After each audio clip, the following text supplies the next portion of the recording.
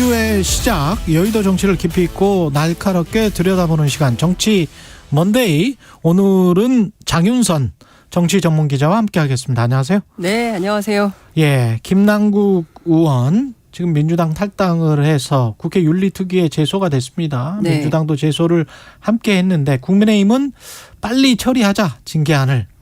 민주당은 좀 조사를 해보자, 뭐 이런 입장입니까? 그렇습니다. 예.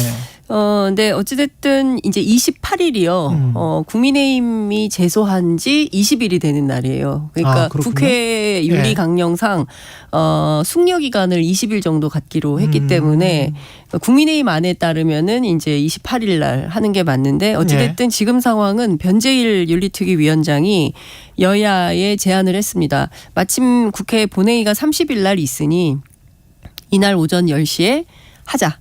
일단 하자, 만나자, 이렇게 얘기를 했고요. 예. 네. 그리고 변재일 위원장 생각에 양당 공의 안 받기 어려울 거다. 그래서 이제 30일 날 회의는 열릴 걸로 이렇게 전망을 하면 될 것 같고요. 회의는 열린다. 그렇습니다. 그 전에 뭐 논의가 있거나 물밑 협상이 있거나 뭐 이런 건 아니에요? 그러진 않을 것 같아요. 예. 왜냐하면 지금 보면 앞서 말씀해 주신 대로 국민의힘이 생각하는 징계 요구안과 또 민주당이 생각하는 징계 요구안이 각각 서로 온도차가 있기 때문에 쉽게 한쪽으로 쏠리기도 어렵고 물밑 협상을 통해서 뭔가 이제 합의한 안을 올려서 처리하는 이런 방식으로 가기는 매우 어렵다. 그러니까 지금 국민의힘 쪽에서는 김남국 의원에 대해서 무조건 일단 제명을 해야 된다. 국회의원 제명이죠? 그렇습니다. 네. 이런 요구를 하고 있고요. 민주당은 아니 무슨 말이냐. 이미 39건 계류돼 있는 게 있는데 네. 이거 먼저 처리하고 김남국 의원 건을 처리하는 게 맞지. 이거 다 빠지고 김남국 의원 건만 처리하는 것은 형평에 맞지 않다. 이제 이렇게 맞서고 있는 상황인 거죠. 징계 수위는 어느 정도로 예상을 하나요? 지금 이제 앞서 말씀드린 대로 네. 지금까지 역대 국회에서 징계받은 국회의원 딱 한 사람 있어요. 바로 김영삼 전 대통령인데요. 김영삼 전 대통령이 네. 제명됐죠. 왜 제명됐냐면 이제 11.6 직전에 이제 79년 10월 4일 날 민주공화당 유신정우회 소속 의원들이 당시 이제 신민당 총재였던 이제 김영삼 의원이 뉴욕타임스하고 인터뷰했다. 이 내용을 문제 삼아 가지고 제명시켜버린 이런 사건이 있었습니다. 근데 유신의 소속이 그렇습니다. 유신의 사람들은 국민들한테 뽑힌 사람들도 아니잖아요. 간접 선거에 됐던 그런 사람들이 이제 막 그 제명시켜버리고 이게 변칙 통과시켜서 역사의 기록으로 남아 있는 이런 상황인데, 무슨 얘기냐면 그 정도로 국회의원 제명한다는 게 그렇게 쉬운 일이 아니다. 그러니까 제명해라 요구는 많지만 실제로 양당 공이 뭐 이제 그 기쓰고 회의를 안 연다 이런 표현을 변재일 위원장이 하던데요. 그러니까 어찌됐든 회의를 열지 않거나 뭐 해태하는 거죠. 뭐 이런 방식으로 해서 잘 안 된다. 그러니까 해봐야 출석 정지 수준이지 뭐 공개 사과, 뭐 경고 이런 것 이상을 넘는 것이 없었다. 근데 이번에는 어떻게 될 것인가 상당히 이제 주목을 끄는 상황인데, 알아보니까 뭐 이런 것 같아요. 지금 제일 중요한 포인트는 당 조사에 적극적으로 임하지 않았잖아요. 김남국 의원이. 그렇죠. 그러니까 좀 적극적으로 임했더라면 당 차원에서라도 조사를 세게 해볼 수가 있었는데 그 자체를 안 했기 때문에 과연 이번에 이제 숙려 기간을 거치고 그다음에 이제 전문위원회 통해서 자문위원회가 이제 조사를 해야 되는데 이 조사에 성실히 임할 거냐. 그러니까 성실히 임하면 뭐 징계가 좀 감경이 될 수 있지만 여기에도 또 불성실한 태도로 나온다라고 하면 그때부터는 중징계 받을 가능성이 높다. 이제 이런 얘기가 나옵니다. 그러면 중징계가 뭐냐? 제명입니까?라고 물으니까 출석정지 30일부터가 중징계에 해당한다. 이제 출석정지 30일부터가 중징계에 해당한다. 그게 이제 민주당 쪽 이야기예요? 윤리특위 쪽 이야기. 이 이야기입니다. 그러니까 민주당에서는요 그 정도까지 얘기 안 해요. 그래요? 이게 지금 사법적 판단도 안 끝났고 검찰 조사 뭐 이제 시작을 한 거고 법률적으로 유죄인지 무죄인지 이게 불법인지 합법인지 아무것도 결론 나지도 않은 상황에서 엄연히 무죄 추정의 원칙이 있는데 언론 보도만을 가지고 이 사람을 뭐 중징계해라라고 요구할 수 있는 거냐. 그건 말이 안 된다라고 민주당은 생각하고 있죠. 그런데 윤리특위를 제소를 국민의힘만 한 게 아니고 민주당도 물론 여론의 압박 때문에 그랬는지는 모르겠습니다만은 하긴 했잖아요. 하긴 했죠. 근데 이제 제소를 했지만 제소는 하는 거예요. 39건도 다 마찬가지입니다. 근데 제소는 하지만 제소에 가서 그다음에 회의를 열지 회의를 열어서 어느 정도의 징계 수위를 할지 그 숙려 기간하고 뭐 자문위원회 회의 기간 다 합치면 80일이에요. 그러니까 사실 국민들이 그 사이에 잊어버릴 수도 있거든요. 그래서 유야무야 된 건들도 많이 있고 하기 때문에 지금 상황에서 민주당이 뭐 당장 징계해서 뭐 똑같이 국민의힘처럼 그렇게 하자 이런 입장은 아닌 걸로 보입니다. 그래요. 근데 그렇게 되면 이 김남국 의원 케이스는 워낙 크기 때문에 의혹이 국민적 분노가 쉽게 가라앉을 것 같지는 않은데. 근데 사실 과거에도 우리가 잊어버리긴 했는데 상당히 윤리위 제소된 사건들이 지저분합니다. 그러니까 뭐냐면 뭐 막말 뭐 그럴 수 있다 치더라도 뭐 불륜, 뭐 부동산 투기 뭐 이런 사건들이에요. 불륜도 있었나요? 있었습니다. 별건들이 다 있었어요. 근데 2021년 11월 당시에도 보면 지금 뭐 복기를 해보자면 윤미향 의원 사건, 박덕흠 의원 사건은요 단군 이래 최대의 부동산 투기 의혹 사건이라고 언론들이 세게 보도를 했었거든요. 그랬었는데. 근데 등등 사건들에 대해서도 당시에 징계심의 착수를 11월 달에 합니다. 근데 그런데 징계 안 했어요. 이때 당시에 윤리위원장이 누구냐면 지금 김진표 국회의장이거든요. 그때 당시에 만약에 처리를 했다면 이제 자문위원회 회의 결과도 이 사람들 징계해야 된다. 제명해야 된다. 이런 주장을 했다는 거예요. 둘 다 그렇습니다. 박덕흠 뭐 이상직 성일종. 그런데 안 하고 그냥 뭉갰다 이런 표현을 쓰던데 뭉개고 있다가 그 국회의장 된 거예요. 이제 그리고 나서 이제 3년 내내 지금까지 처리된 건수는 빵건. 단 한 건도 없습니다. 국회 윤리위에서 징계받은 의원들이 하나도 없다는. 윤미향 박덕흠 같은 경우는 사법적인 판단이 박덕흠은 무혐의 처리가 됐어요. 무혐의 처리 경찰에서 무혐의 처리가 됐고 윤미향 의원도 무죄 상당 부분 무죄를 받고 한 건에 대해서는 지금 이제 항소한 상태이거든요. 그런데 그것도 얼마든지 본인이 소명할 수 있다. 이제 이런 입장이기 때문에 영수증만 없을 뿐 뭐 한 1,700만 원인가 하는 그렇죠. 그 내용이죠. 그러니까 이런 고민들이 있더라고요. 윤리위 취재를 해보면 당시에는 여론 재판이 매우 뜨거워서 당장 제명을 해야 된다라는 국민적 여론이 높으나 나중에 사법적 판단으로는 무혐의나 무죄 판결을 받았을 때 그러면 지금 그때 당시에 김진표 윤리위원장이 이분들을 제명을 했다면 지금 수준에서는 박덕흠 윤미향이 경우에 따라서는 소송을 할 수도 있고 국회를 상대로 소송할 가능성이 매우 높다. 그렇기 때문에 윤리위의 징계 문제는 매우 신중하게 판단을 해야 하는 이런 측면이 있다. 근데 그렇다고 해서 민주당 내부에서 그러면 뭐 김남국 의원이 죄가 없다. 뭐 그냥 넘어가자, 뭉개자 이런 것은 절대 아닙니다. 아닙니까? 네. 근데 처음에 좀 시기를 놓친 거 아닌가? 그 출당이라도 빨리 했었어야 되는데 그런 생각도 들고 그런 이면에는 이재명 대표의 어떤 최측근 보좌관 그런 역할을 했던 거 아니에요? 김남국 의원. 그게 제일 크죠. 그러니까 그래서 그렇죠. 제가 이제 그 민주당 쪽에 이제 취재를 해보면 뭐 이런 얘기를 제일 많이 해요. 그러니까 김기현 대표 뭐 캥기는 거 있어가지고 캥기는 게 있어서? 캥기는 거 있어서 제명 안 하는 이재명 거냐. 대표가? 그러니까 김남국 의원 제명에 적극적으로 나서지 않는 이유는 이재명 대표가 뭔가 캥기는 게 있어서 그렇다라고 김기현 이제 국민의힘 대표가 주장을 했는데요.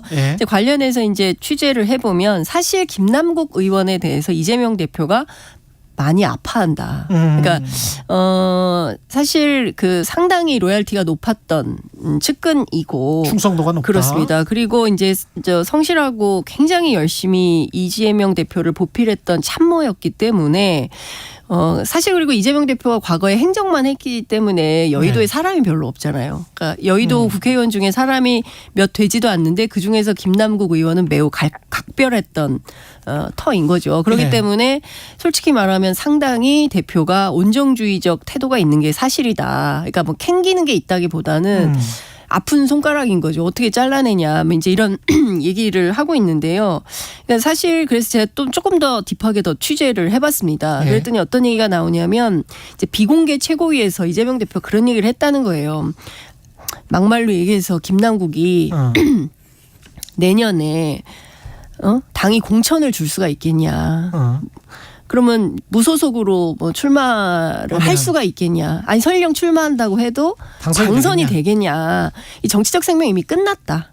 정치적으로 이미 사망 선고가 내려진 사람인데 예. 뭐 그런 사람에 대해서 우리가 뭐 윤리위 제소 끌고 가고 이런 것까지 해야 되냐라고 해서 실제 그 뭡니까 의총 끝난 다음에 결의문 채택하는데도 그 내용이 빠졌던 것 같아요. 그랬다가 하도 이제 여론이 나쁘고 언론에서 문제 제기를 하고 이게 사실이 맞는데 왜 아니라고 하냐 이런 주장이 있으니까 그 이튿날 최고위원회에 아침에 오자마자 이재명 대표가 앉자마자 자기가 먼저 이 얘기를 했대요. 윤리위 제소해야 되겠다고. 윤리 제소해야 되겠다고. 네, 그래서 사실은 지금 당 내부가 어쨌든 이런 사건이 터지면 가장 먼저 나서서 선제적으로 이제 해결을 하고 칼을 들이대고 이렇게 해야 되는데 그렇게 못한 것은 이재명 대표의 온정주의 탓이다라는 얘기가 나오고 있습니다.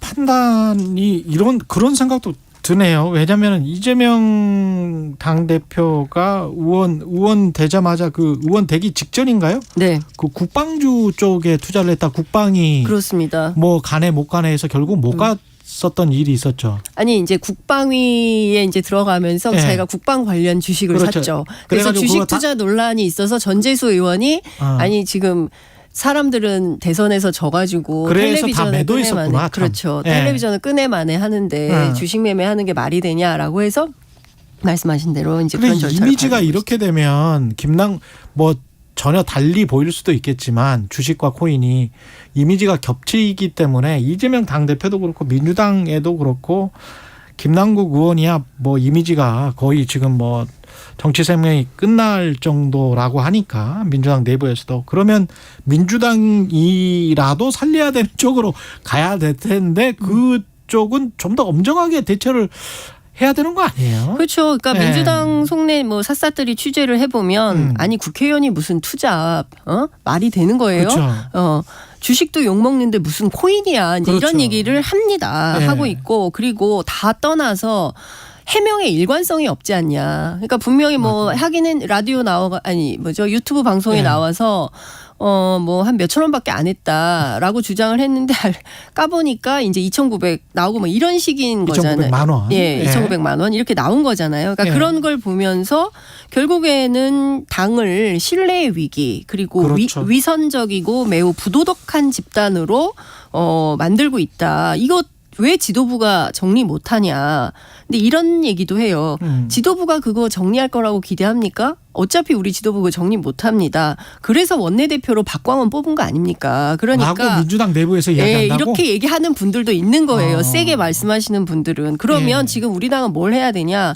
박광원 원내대표 중심으로 지도부 탓 더 이상 하지 말자. 지도부 탓 하지 말고 의총을 자주 열어서 의총 안에서 집단지성을 발현해서 총선 앞에 우리가 어떻게 국민 앞에 나갈 건지 분명하게 해야 된다. 검찰 탓, 한동훈 장관 탓 이런 거 좀 제발 그만하자. 아니 검사가 정권을 잡았는데 이런 정도 야당이 수모당하는 거 생각도 못했다는 거냐. 당연히 이런 수모는 있는 것이지. 민주당에서는요. 윤석열 정부를 무사 정권이라고 부릅니다. 무사? 네. 무사. 칼. 칼? 칼을 쥔 쪽이 마구 휘두르고 있는데 칼날 위에 있으면 베이고 다치는 거 너무 당연한 거지. 네. 그러면 좀 잘 살지 그랬어. 이런 얘기들을 본인들끼리 하고 있는 거예요. 그러니까 결국 윤석열 정부가 원하는 것은 민주당을 계속 흔들어서 이른바 국민적 증오의 대상. 그러니까 아주 부도덕하고 비리가 있고 아주 지저분한 집단으로 만들어서 완벽한 검찰권을 행사하는 나라. 이렇게 만들려고 하는데 그러면 민주당 스스로가 이 윤석열의 덫에 빠지지 않도록 해야지 무슨 남 탓을 하고 있냐. 아무 의미가 없다. 이런 주장을 하는 분들도 계십니다.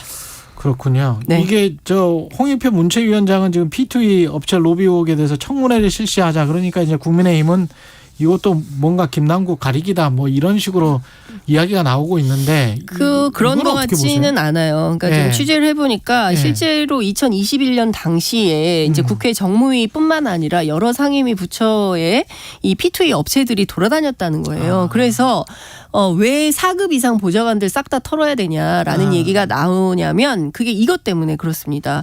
그러니까 지금 P2A가 우리가 이제 불법이잖아요. 게임으로 돈 버는 그렇죠. 겁니다. 게임으로 돈 버는 거. 그러니까 이게 불법이기 때문에 대체로 이 업체들이 동남아시아 쪽으로 가서 일을 한다는 거예요. 근데 IP 주소를 그렇습니다. 그쪽에. 그래서 우리도 이걸 합법화해서 뚫어놓으면 여기서도 이제 이게 되는데 당시에 두 가지 기류가 있었다는 거예요. 이거 사행 산업이기 때문에 안 돼. 이거 게임이 기본이고 거의 이게 무슨 도박이다. 이거 하면 안 된다라고 해서 반대하는 쪽과 이게 뭐 젊은 친구들이 이를테면 많이 한다. 많이 하기도 하고 또 부동산으로 이렇게 그 좀 돈을 모으기가 어려우니까 이렇게 소액 투자, 소액 투자를 통해서 뭔가 돈을 벌 수 있는 길을 뚫어줘야 되는 거 아니냐 이제 이런 양론이 있었는데 어찌됐든 이제 좀 찬성하는 쪽 같은 경우에는 입법 로비 가능성이 있는 거 아니냐. 그렇기 때문에 이제 홍익표 의원이 이런 차원에서 나서는 거고 한번 들여다볼 필요는 있을 것 같습니다. 어느 정도 수준인 것인지 실제 그리고 있다고 한다면 그것은 뭐 그렇죠. 법률적 조치가 필요한 상황이 되는 것이죠. 전반을 한번 들여다볼 필요는 있겠다. 네. 그리고 국민의힘은 지금 어떻게 보면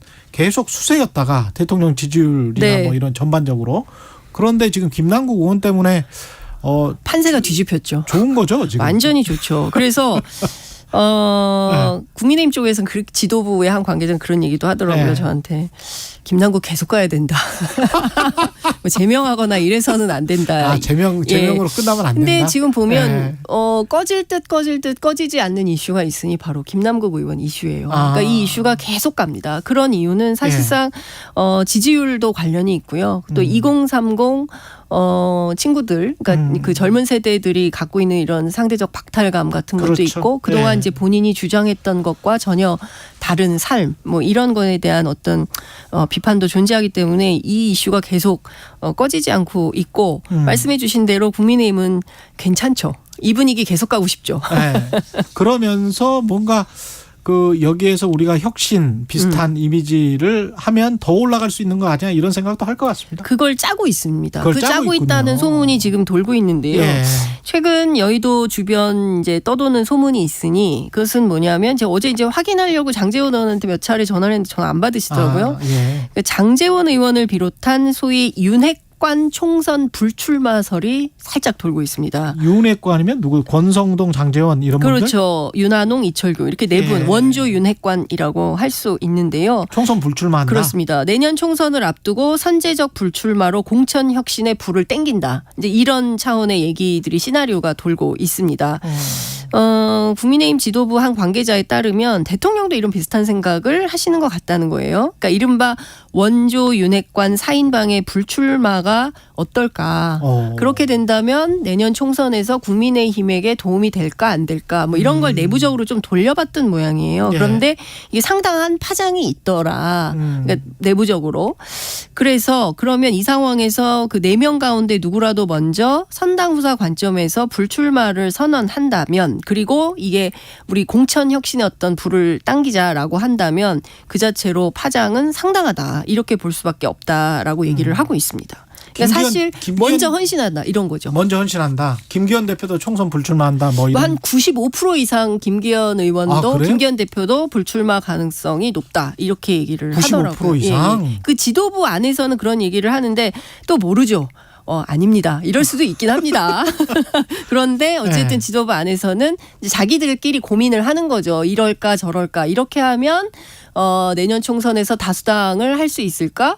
뭐 또 다른 수를 써보면 다수당을 할 수 있을까? 서로 민주당이든 국민의힘이든 내년 총선에서 거의 뭐 명운을 걸린 뭐 매번 그렇긴 합니다만 그래도 이번만큼 그렇게 큰 게 다가오는 총선은 없는 것 같아요. 특히 이제 민주당도 그렇고 이제 그 윤석열 대통령도 그렇죠. 왜냐하면 지금 여대 야소 국면이기 때문에 본인이 뭘 하려면 이 국면을 바꾸기 위해서라도 내년에 반드시 국민의힘이 다수당이 돼야 되는데 국민의힘은 그런 입장이고 그렇죠. 그러려면 이제 이런저런 포석을 깔아보는 거죠. 그럼 민주당은 보고만 있어요? 그러니까요. 그래서 민주당은 뭐냐 그랬더니 아직 그 흐름이 정확하게 잡히는 것은 없습니다. 지금 보면 일단 돈봉투, 그다음에 김남국, 그리고 그다음에 또 무슨 이슈가 터질지 우리는 모른다. 이런 분위기예요. 근데 다만 이제 나오는 얘기로는 이재명 대표가 총선 불출마 선언 가능성이 있다. 총선 불출마. 라는 얘기가 나옵니다. 그러니까 그러면서 당 지도부에서 물러나고 그리고 이제 그 공천권을 내려놓는 이제 그런 그림을 좀 그리고 있다는 얘기가 있긴 한데요. 시기는 언제쯤? 시기는 아마도 이제 그 추석 무렵. 이 될 거다라고 합니다. 그런데 만약에 국민의힘에서 먼저 선제적으로 이렇게 공천 혁신 그리고 우리부터 먼저 내려놓겠다라고 하면 그러면 민주당도 그 시계가 당연히 빨라질 수밖에 없는 상황이 되는 거죠. 왜냐하면 혁신 경쟁이 붙기 때문에 그런 것입니다.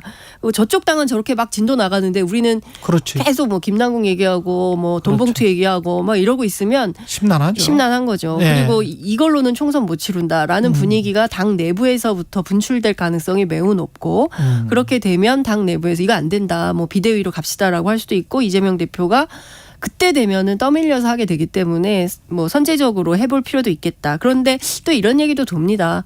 이재명 대표 어차피 대선할 거기 때문에 내년 총선 불출마 너무 당연한 거다. 그래서 이거를 헌신이라고 하긴 조금 어려운 거 아니냐라는 얘기가 나오고 이 정도의 그 사법 리스크보다 지도력, 그 리더십 리스크가 이렇게 크다고 하면 어떤 또 다른 조치가 진짜 필요한 혁신안이 나와야 되는 거 아니에요? 그런 얘기들도 나오고 있습니다. 여기까지 듣겠습니다. 장윤선 정치 전문 기자였습니다. 고맙습니다. 네, 감사합니다. 여러분은 지금 KBS 1라디오